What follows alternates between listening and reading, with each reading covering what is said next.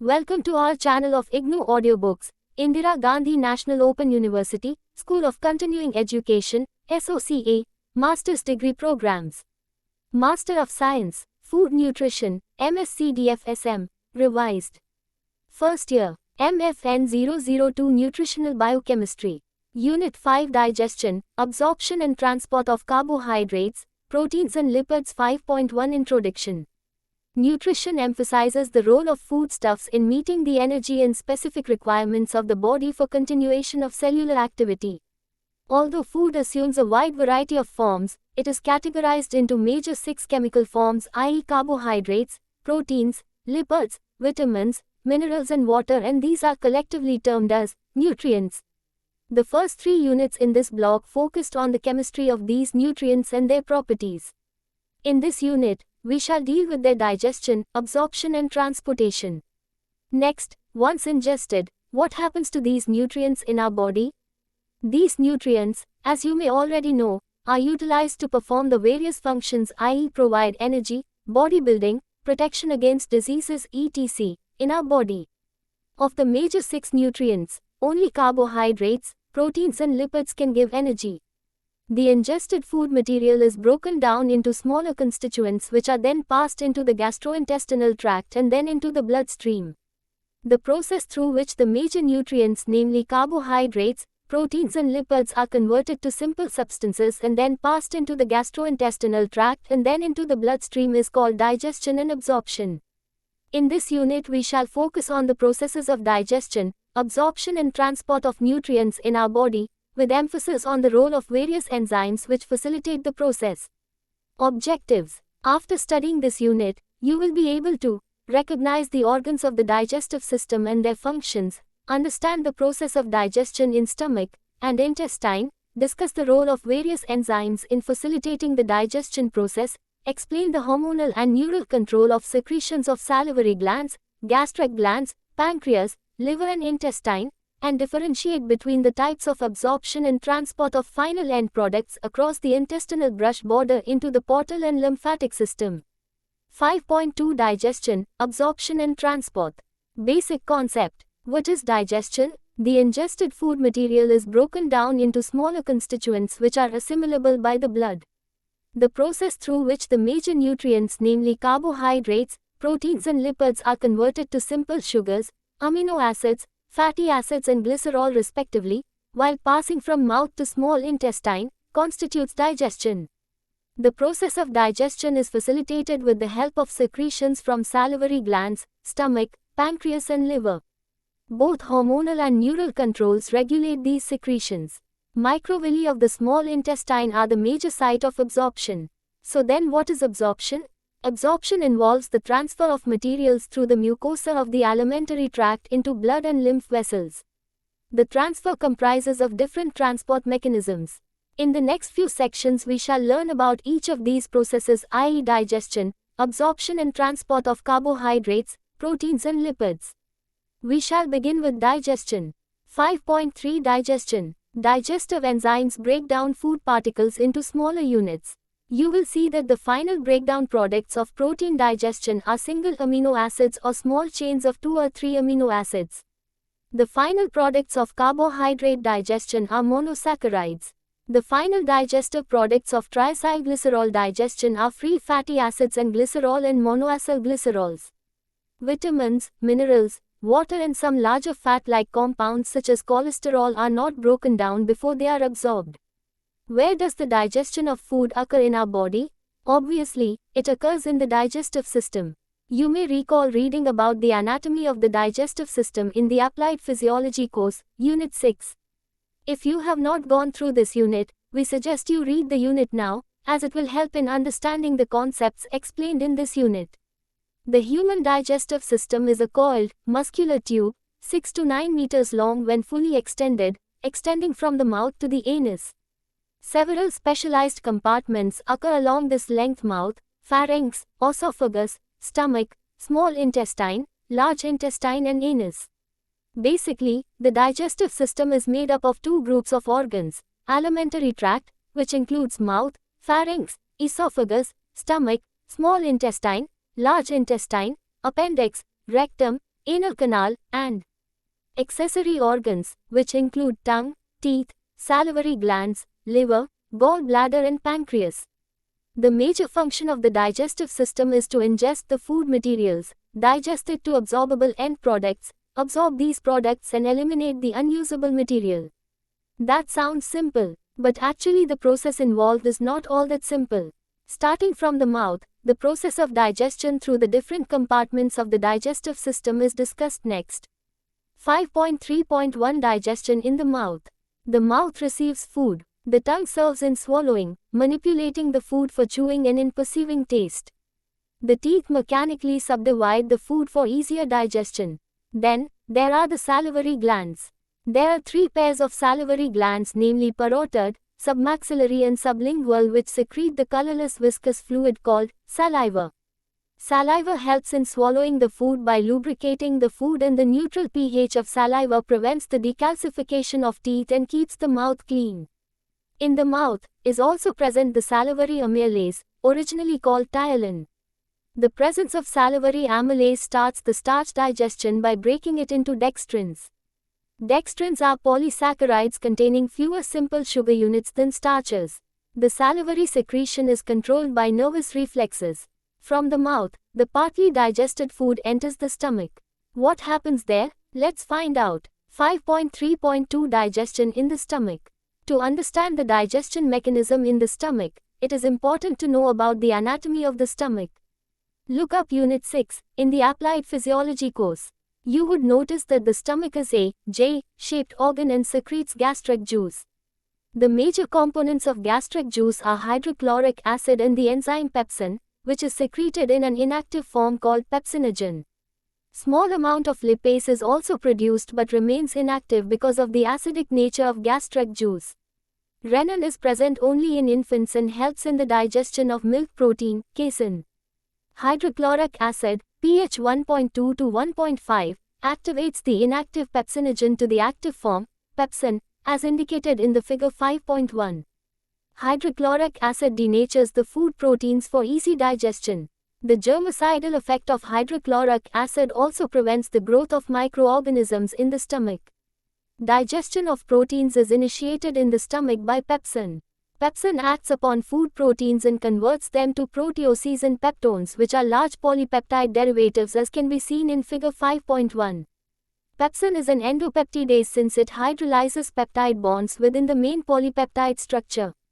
Pepsin specifically acts upon the peptide bonds formed by amino acids with an aromatic ring, e.g. tyrosine, or dicarboxylic amino acid, i.e. amino acids with 2 COOH groups, e.g. glutamate.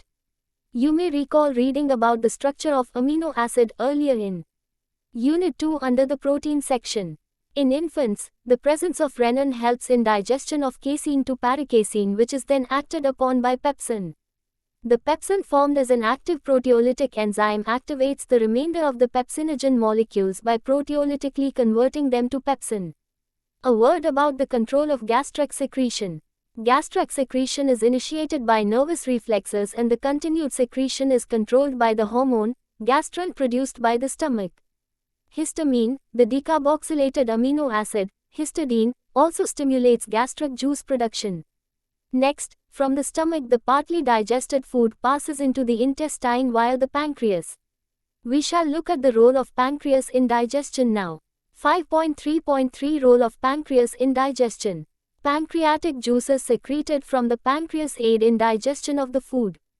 About 600 to 800 milliliters of fluid, i.e. the pancreatic juice, is secreted per day by pancreas. Pancreatic juice is alkaline in nature, pH about 8.0, and contains both organic and inorganic substances. The enzyme components are trypsin, chymotrypsin, elastase and carboxypeptidase, all of which are secreted as inactive precursors called zymogens. The other enzymes are amylase, lipase, cholesterol ester hydrolase, phospholipase, ribonucleases, deoxyribonucleases and phosphodiesterases. Sodium, chloride and bicarbonate are the major inorganic constituents. Before we proceed further, let us understand what we mean by zymogens. Zymogen is actually the enzyme molecule synthesized, but in an inactive form. Once the food comes into the stomach, intestine, the inactive zymogen gets converted into the active enzyme. The example given herewith explains the concept clearly. Pepsinogen, we learned earlier in the subsection 5.3.2, is the inactive form, which actually is a zymogen. HCl in the stomach activates the inactive pepsinogen to the active enzyme pepsin. Now, let us learn about the different pancreatic enzymes. A. Trypsin. Trypsin is secreted in the inactive form trypsinogen, which is converted into the active form trypsin by the enzyme enterokinase secreted by the duodenal mucosa. Trypsin acts upon the native proteins, proteoses and peptones, and converts them to polypeptides and peptides as indicated in figure 5.2. It attacks the peptide linkages containing arginine or lysine residues. B. Chymotrypsin. Chymotrypsin is secreted in an inactive form, chymotrypsinogen, which is activated by trypsin as shown in figure 5.3. Chymotrypsin is specific for peptide bonds containing uncharged amino acid residues such as aromatic amino acids. C. Elastase. The inactive proelastase is activated by trypsin to the active form elastase as can be seen in figure 5.3. Elastase attacks peptide bonds next to the small amino acid residues such as glycine, alanine and serine and has a broader specificity than the other two enzymes. All the three enzymes viz.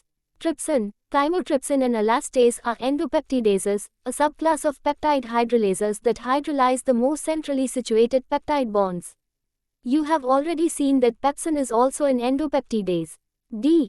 Carboxypeptidase. The inactive zymogen procarboxypeptidase is activated by trypsin as shown in figure 5.3. The further action on the polypeptides is carried out by carboxypeptidase, which attacks the carboxy terminal peptide bond, liberating single amino acids. So you realize that carboxypeptidase hydrolyzes peptide bonds from the end of the peptide chain. Therefore, it is called as an exopeptidase, unlike trypsin, chymotrypsin and elastase.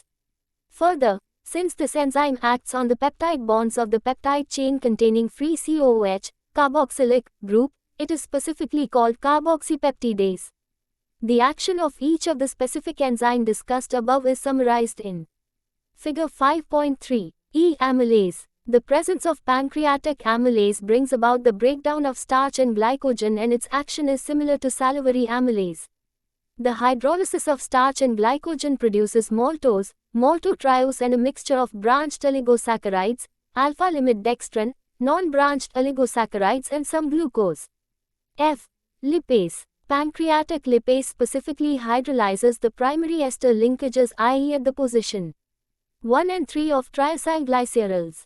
The presence of bile salt helps in emulsification of fat, thereby increasing fat digestion. 2-monoglyceride, 2-monoglycerol, and fatty acids are the major end products of fat digestion, and 1/4 of the dietary triacylglycerol is completely broken down to glycerol and fatty acids as shown in figure 5.4. Figure 5.4. Breakdown of triacylglycerol to glycerol and fatty acids. Cholesterol ester hydrolase acts upon cholesterol esters to liberate free cholesterol and fatty acids. Phospholipases break down phospholipids. G. Ribonucleases, deoxyribonucleases, phosphodisterases. These enzymes are responsible for the degradation of dietary nucleic acids. Ribonucleases and deoxyribonucleases secreted by the pancreatic juice hydrolyze RNA and DNA to oligonucleotides. These are further hydrolyzed by pancreatic phosphodisterases, producing a mixture of 3' and 5' mononucleotides. Nucleotidases remove the phosphate groups hydrolytically, releasing nucleosides. These are absorbed by the mucosal cells or may be further degraded to free bases before uptake. We have so far studied about the different enzymes produced by the pancreas. How are these pancreatic secretions controlled? Let's find out. The pancreas releases its digestive juice when stimulated by secretin, a hormone produced in the duodenum in response to chyme, the complex contents of the stomach. Secretin causes the secretion of an almost protein-free electrolyte solution that has a high concentration of bicarbonate. Pancreazymin or cholecystokinin. Pancreazymin is a hormone released from the mucosa of the duodenum, which causes the release of an enzyme-rich juice from the pancreas. Next, we shall look at the role of bile in digestion. 5.3.4 Role of bile in digestion. Bile is produced by liver and stored in gallbladder. During digestion, the gallbladder contracts and supplies bile rapidly to the duodenum through the common bile duct. As compared to the bile produced by liver, hepatic bile, the bile stored in gallbladder is more concentrated, since water is absorbed during the storage period in the gallbladder, and high in bile salts, cholesterol and pigments. Bile acids are cholic acid and deoxycholic acid, and salt of these acids with glycine and taurine are known as bile salts. Bile salts have a considerable ability to lower surface tension. By this property, they prevent the coming together of the small fat droplets in the intestine and thus allow more rapid digestion of the fat. This is called the emulsification action of bile. Bile salts also combine with fatty acids and render them more easily absorbed. This is called hydrotropic action of bile. The presence of bile in the intestine is to accomplish digestion and absorption of fat and also of fat-soluble vitamins. Finally, the partly digested food enters the intestine. Let us study about the process of digestion in the intestine. 5.3.5 Digestion in the intestine. About 2 to 3 liters of alkaline fluid is secreted every day by the intestine and completes the digestive process. Sodium bicarbonate and sodium chloride are the main inorganic components. The organic components include enzymes such as aminopeptidases, dipeptidases of various specificity, specific disaccharidases, phospholipases etc. Let us get to know about these enzymes and about the control of these intestinal secretions. Enzymes of intestinal juice. Aminopeptidase is an exopeptidase and cleaves peptide bonds next to N-terminal amino acids of polypeptides and oligopeptides, unlike carboxypeptidase which acts on peptide bond at the C-carboxy terminal. Dipeptidase completes the digestion of dipeptides to free amino acids. Next, let us see how the intestinal secretions are controlled. Control of intestinal secretion. There are specific disaccharidases and oligosaccharidases, i.e. alpha-glucosidase, maltase, which removes single glucose residues from alpha-1,4 linked oligosaccharides and disaccharides, starting from the non-reducing ends. Isomaltase, alpha-dextrinase, hydrolyzes 1,6 bonds in alpha-limit dextrins. Beta-galactosidase, lactase, removes galactose from lactose, i.e. hydrolyzes lactose to galactose and glucose, and sucrase hydrolyzes sucrose to glucose and fructose. The intestinal juice contains phospholipase that attacks phospholipids to produce glycerol, fatty acids, phosphoric acid and bases such as choline. The intestinal secretion is stimulated by enterokinase produced by jejunum of the small intestine, which in turn is released by the entry of acid chyme from the stomach to duodenum.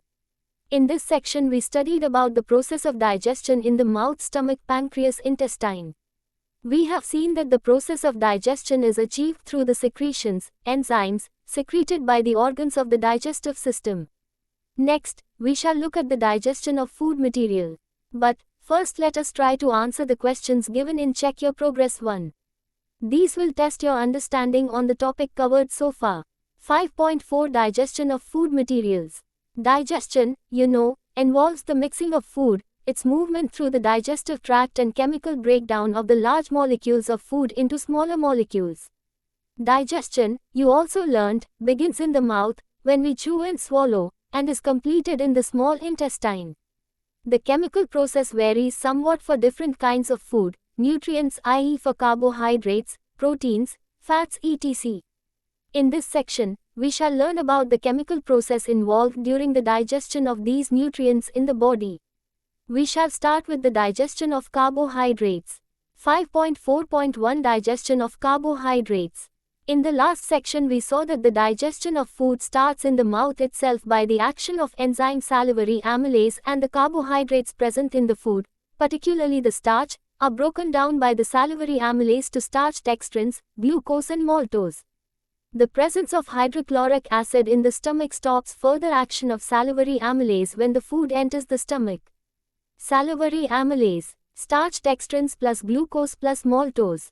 When the chyme enters the duodenum, the alkaline pH of the pancreatic juice helps in the digestion of starch, dextrin and glycogen by pancreatic amylase. The end products are maltose, isomaltose etc.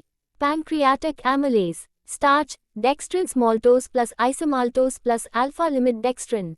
The enzymes from brush border membrane of small intestine complete the digestion of various disaccharides of the diet and the product of pancreatic amylase action such as maltose, isomaltose, sucrose, lactose. The final products of carbohydrate digestion are monosaccharides, i.e. glucose, fructose and galactose as shown herewith. Maltase, maltose glucose plus glucose. Isomaltase, isomaltose glucose plus glucose. Sucrase, sucrose fructose plus glucose. Lactase, lactose galactose plus glucose. Remember, cellulose is not digested in the human GI tract due to the absence of the enzyme cellulase. Next, we shall study about the digestion of proteins in our body. 5.4.2 Digestion of proteins. The proteolytic enzymes secreted by gastric juice, pancreatic juice and intestinal juice cause the hydrolysis of proteins in the gastrointestinal tract. With the exception of the intestinal peptidases, all proteolytic enzymes are activated by the conversion of inactive large precursors called zymogens to functional enzymes. Recall reading about this in the last section. The enzyme pepsin acts on food proteins and converts them into proteoses and peptones. Food proteins react with proteoses and peptones, large polypeptides. The polypeptides formed in the stomach are digested in the intestine by trypsin, chymotrypsin, elastase and carboxypeptidases secreted in the pancreatic juice. Trypsin, chymotrypsin, polypeptides, peptides plus amino acids. Carboxypeptidase, peptides, amino acids. The products of these enzymes are free amino acids, dipeptides and small peptides. The residual peptides are hydrolyzed in the intestinal mucosal cells by aminopeptidases and dipeptidases. Figure 5.5 graphically presents the process of protein digestion. The final breakdown products of protein digestion are single amino acids or small chains of 2 or 3 amino acids. Figure 5.5 Process of protein digestion. The proteolytic enzymes have some remarkable specificity for clearing protein chain at certain amino acid residues. The specificities are summarized in Table 5.1. Table 5.1 Specificity of some proteolytic enzymes. After proteins, it is the turn of fats. Let us get to know about the digestion of fats in our body. 5.4.3 Digestion of lipids. Even though lipase is present in the stomach, it remains inactive due to the acidic environment of the stomach contents. Therefore, the ingested fat is primarily digested in the small intestine. Fat present in the food is mixed with bile and pancreatic secretion while reaching the duodenum. The bile salts emulsify the lipids before the action of pancreatic lipase. Pancreatic lipase acts on the dietary triacylglycerols after it has been incorporated into the mixed micellar in the intestinal lumen. The lipase acts at interface between water and the triacylglycerol molecules, and its catalytic action is facilitated by the presence of colipase, a small protein cofactor needed by pancreatic lipase for efficient dietary lipid hydrolysis, which is also produced by the pancreas. Lipase is specific for the fatty acid residues at positions 1 and 3 of the glyceryl moiety, thus releasing 2 monoacylglycerol and 2 fatty acids from a triacylglycerol molecule. The final digestive products of triacylglycerol digestion are free fatty acids, glycerol and monoacylglycerols. Triacylglycerol plus 2H2O2 monoacylglycerol plus 2 fatty acids. After hydrolysis, the products diffuse from the micellar to the intestinal mucosal cell membrane. The phosphoglycerides present in the diet are digested by pancreatic phospholipase and cholesterol esters are hydrolyzed to cholesterol and fatty acids through the action of cholesterol esterase. Cholesterol esterase. Cholesterol ester cholesterol plus FFA. The action of various phospholipases is presented in Figure 5.5. Phospholipase A1 hydrolyzes fatty acids attached to carbon 1 of the phospholipids, while phospholipase A2 removes the fatty acid attached to carbon 2. It is found in pancreatic juice and snake venom. In each case, the product is called lysophospholipid. Phospholipase B can hydrolyze both the fatty acids at carbons 1 and 2. Phospholipase C attacks the ester bond in position 3 and removes phosphate plus base, forming 1,2-diacylglycerol. This enzyme is present in toxins secreted by bacteria.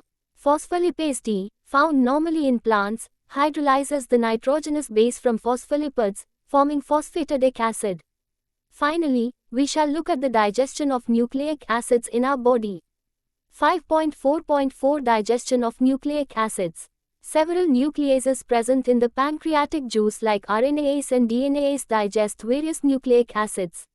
These enzymes are endonucleases which hydrolyze internal phosphodiester bonds which are located more centrally in the nucleic acid. They form shorter length chains with 3-hydroxyl and 5-phosphoryl or 5-hydroxyl and 3-phosphoryl terminus. Some act on both the strands, whereas others can hydrolyze only single strand of nucleic acids. Phosphatases present in the intestinal juice remove phosphate from hexaphosphates, glycerophosphates and nucleotides derived from the food. Further, the nucleotidases and nucleosidases present in the intestinal juice hydrolyze it to the level of respective bases. With this, we end our study on digestion. We move to the absorption process next.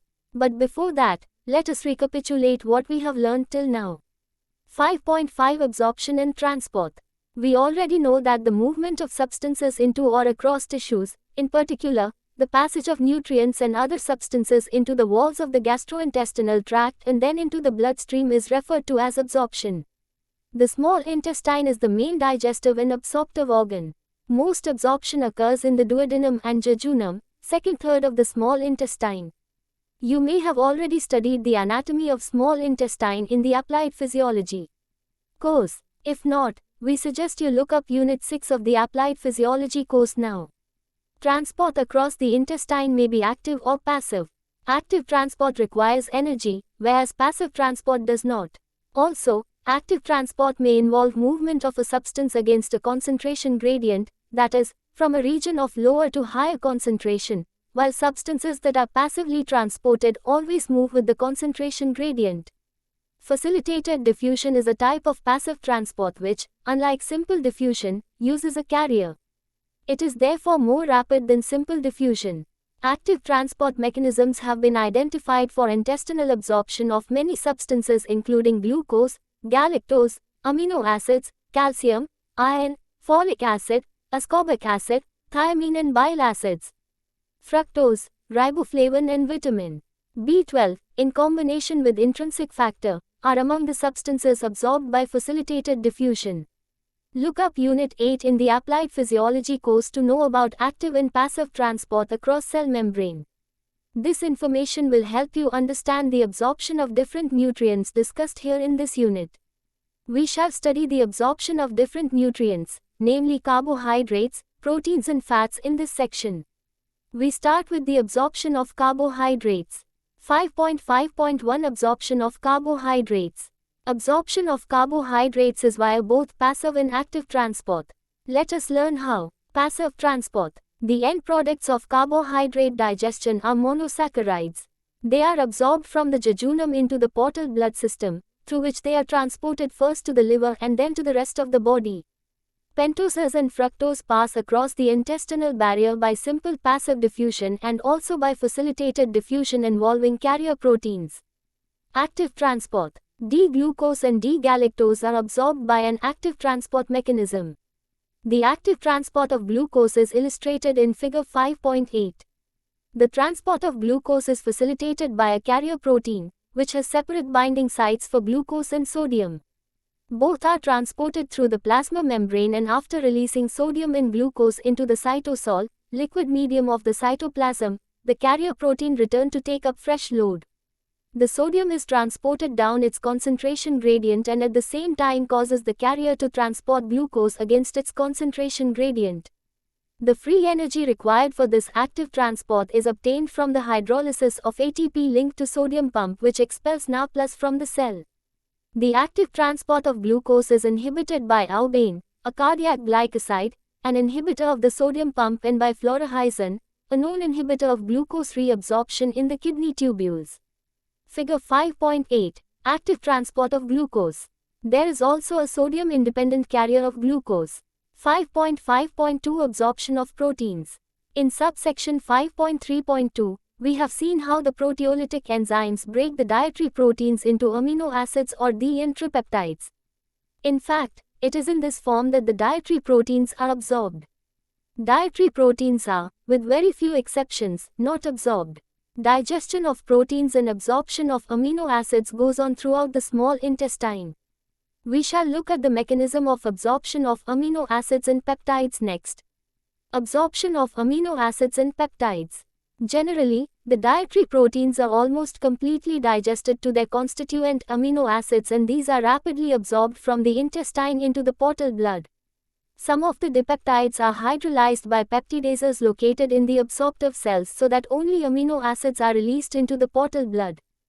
D amino acids are absorbed by simple diffusion, but the L amino acids, occurring in foods, require a carrier system in the absorption.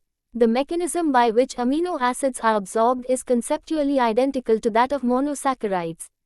The luminal plasma membrane of the absorptive cell bears at least 4 sodium-dependent amino acid transporters, one each for acidic, basic, neutral and aromatic amino acids, as highlighted in Table 5.2. Each system transports amino acids that are structurally similar. These transporters bind amino acids only after binding sodium. The fully loaded transporter then undergoes a conformational change that dumps sodium and the amino acid into the cytoplasm, followed by its reorientation back to the original form. Thus, absorption of amino acids is also absolutely dependent on the electrochemical gradient of sodium across the epithelium. The energy-dependent carrier system also involves vitamin B6, pyridoxal phosphate, during the transport of amino acids. Apart from amino acids, a substantial amount of small peptides are also absorbed by stereospecific, determined by structure of amino acid, transport systems. These small peptides are absorbed without dependence on sodium, probably by a single transport molecule. The uptake mechanisms for peptides are separate from those for amino acids. Table 5.2. Amino acid transport systems. Amino acid specificity examples of amino acid transported. 1 small neutral amino acids alanine, serine and threonine. 2 large neutral and aromatic amino acids. Isoleucine, leucine, valine, tyrosine, tryptophan, phenylalanine. 3 basic amino acids arginine, lysine, ornithine. 4 acidic amino acids glutamic acid, aspartic acid. We have seen that dietary proteins as such cannot be absorbed. But, absorption of intact proteins does occur only in a few circumstances. What are these circumstances? Let's find out. Absorption of proteins in infants. In infants, permeability of the intestine appears to be greater than in later life, and some large protein molecules such as antibodies in the mother's milk and protein allergens pass by diffusion through the wall. Pinocytosis appears to account for the absorption of these large molecules in children and adults. Pinocytosis, as you may recall reading in the Applied Physiology course, is a process by which certain cells can engulf and incorporate droplets of fluid. Look up Unit 2, subsection 2.3.1 in the Applied Physiology course for understanding this process. Next, let us look at the absorption of lipids. 5.5.3 Absorption of lipids. Lipids are absorbed by a mechanism distinctly different from what we have seen for monosaccharides and amino acids. In fact, absorption of dietary triacylglycerols and medium-chain triacylglycerols in the food also varies. Let us get to know this process in greater detail. Absorption of long-chain triacylglycerols. The triacylglycerols present in the ordinary food that we eat contains long-chain fatty acids, mostly 16 and 18 carbon atom saturated and unsaturated fatty acids. Pancreatic lipase specifically acts upon the fatty acid residues at positions 1 and 3 of the glycerol moiety, thereby producing 2 monoacyl glycerols, and the released fatty acids can pass through cell membrane, and they are absorbed by diffusion into the mucosal cells of the jejunum and ileum. Chylomicron-rich lymph then drains into the lymphatic system, which rapidly flows into blood. Blood-borne chylomicrons are rapidly disassembled and their constituent lipids utilized throughout the body. Absorption of medium-chain triacylglycerols. Medium-chain triacylglycerols with fatty acids containing less than 10 to 12 carbons are absorbed intact either onto the mucosal cell villi or into the cells and are hydrolyzed to free fatty acids and glycerol by the lipase present inside the cell. The released fatty acids pass directly into the portal vein. Plasma albumin acts as a carrier for these fatty acids and delivers them to the liver as fatty acids by portal circulation. The difference in digestion and absorption of dietary triacylglycerols and medium-chain triacylglycerols is illustrated in Figure 5.9. Figure 5.9. Difference in digestion and absorption of dietary triacylglycerols and medium-chain triacylglycerols. Another lipid of importance that is absorbed in the small intestine is cholesterol. A specific transport protein has been identified that ferries cholesterol from the intestinal lumen into the enterocyte. From there, cholesterol is incorporated into chylomicrons and shuttled into blood by the mechanisms described above. So we have looked at how the fats are absorbed in the body. Now the fats, lipids, absorbed from the diet must be transported in the blood. Blood plasma is a watery environment. We also know that lipids are insoluble in water. So how are they transported in blood? Well, fats are insoluble in water, and so lipid compounds such as cholesterol, fatty acids, oil-soluble vitamins and triglycerides need to be associated with proteins, forming water-soluble lipoproteins, in order to be transported around the body. Most lipids are transported in the blood as triacylglycerols within lipoprotein, particles containing a core of hydrophobic lipids surrounded by a shell of proteins, phospholipids and cholesterol. 4 major groups of lipoproteins help in transport of lipids. These include 1. Chylomicron's function is to carry dietary triacylglycerols. 2. Very low-density lipoprotein, VLDL, function is to carry endogenously made triacylglycerols. 3. Low-density lipoprotein, LDL, function is to carry cholesterol and cholesterol esters, and 4. High-density lipoprotein, HDL, functions in reverse cholesterol transport and exchange of apoproteins. We shall learn more about lipoproteins later in Unit 7 under lipoprotein metabolism. With this, we come to an end of our study of digestion, absorption and transport of carbohydrates, lipid and proteins. 5.6 Summary. In this unit we studied about the digestion, absorption and transport of carbohydrates, fats and proteins in our body. The salient features discussed include 1. The digestive system takes in food, digests it to the end products, which are absorbable into the system. The non-absorbable products are eliminated. 2. The ingested food is broken down into end products through mechanical, chemical and enzymatic digestion. 3. Digestion involves the participation of mouth, esophagus, stomach, intestine, liver, pancreas and gallbladder. 4. Digestion also involves the participation of a number of enzymes viz. Amylase, pepsin, trypsin, chymotrypsin, endopeptidases, aminopeptidases, carboxypeptidases, nucleases and lipases, which break down the dietary carbohydrates, proteins and lipids into simple units. 5. Control of pancreatic, liver and intestinal secretion is by hormones. 6. Most of the above enzymes are secreted in the form of proenzymes and get converted into active form just before their action. 7. The end products are absorbed into the system through various transport mechanisms such as active, passive mechanism etc. Thank you. Subscribe to our channel for more updates, and we will see you with the next chapter.